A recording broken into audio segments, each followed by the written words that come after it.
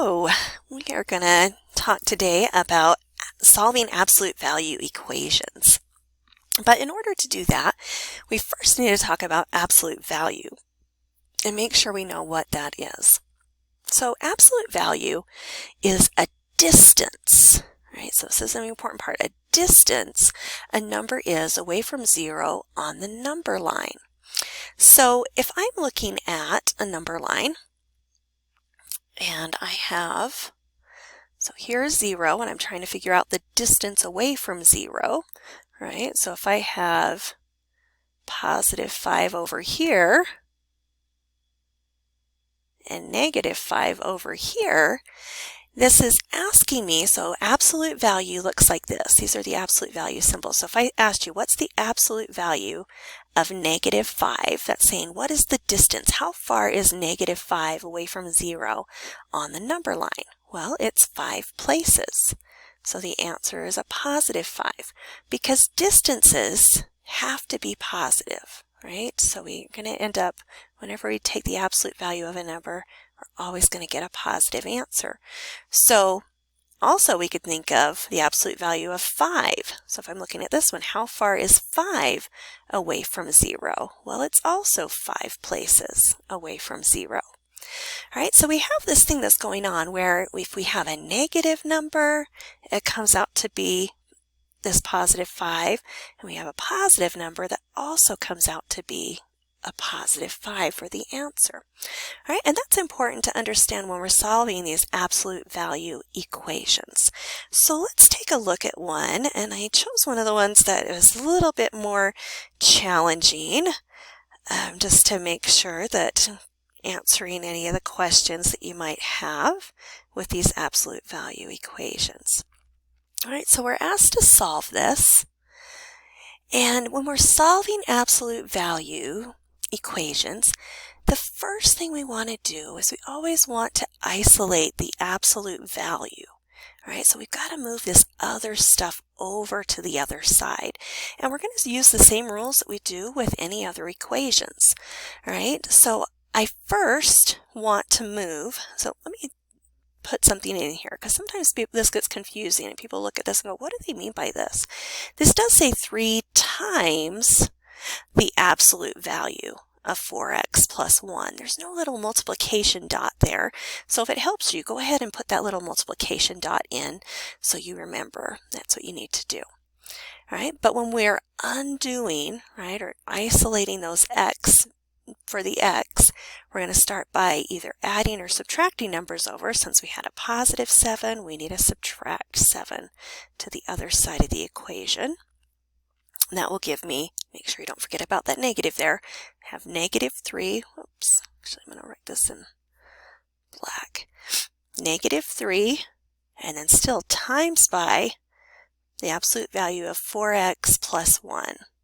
All right, so this absolute value bars are kind of like grouping symbols, like parentheses or something like that. It's grouping this part together, right? And then equals negative 27 when I combine those together. All right, since we said this is connected by multiplication, in order to get the absolute value part isolated, I need to undo timesing by 3, so I'm going to divide by 3 on both sides.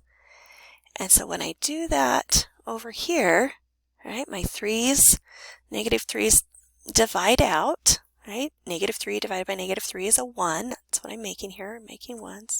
So I'm left with the absolute value of 4x plus 1 equals negative 27 divided by negative 3 is going to give us a positive 9. All right, now that we have the absolute value part isolated, we need to make these into 2 different statements. We need to make 2 equations because remember we set up here when we had a negative number, we came out with positive 5. When we had this positive 5, we also came out with a 5. So 2 different ways we came up with the same answer. So we need to check that. And so our first one we are going to write down is just the same equation without the absolute value bars. All right, so 4x plus 1 equals 9. But the other one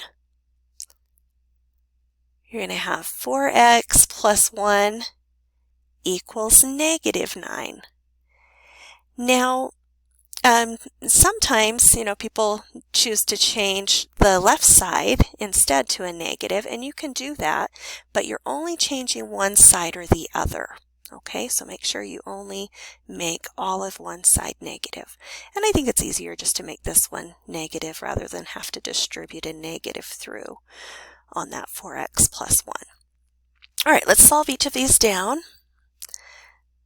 Got 4x equals 8, divide by 4, so x equals 2. And then here, let's subtract 1. So 4x equals negative 10. So let me move this up. And so when we divide by 4 here, all right, we get x is negative 10/4, but we got to make sure that we reduce that, so that reduces to negative 5/2. So negative 5/2 would be our answer.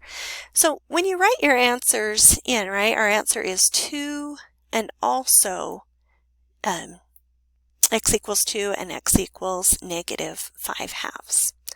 All right, so we came up with two different answers. And if we check this, all right, we can put it back up into our original equation to try and do the check on this. So you can see that both of these work out, right? So if I put 2 in place of x in my original equation, I have 7 minus 3 absolute value of 4 times 2 plus 1, right? And absolute value equals negative 20.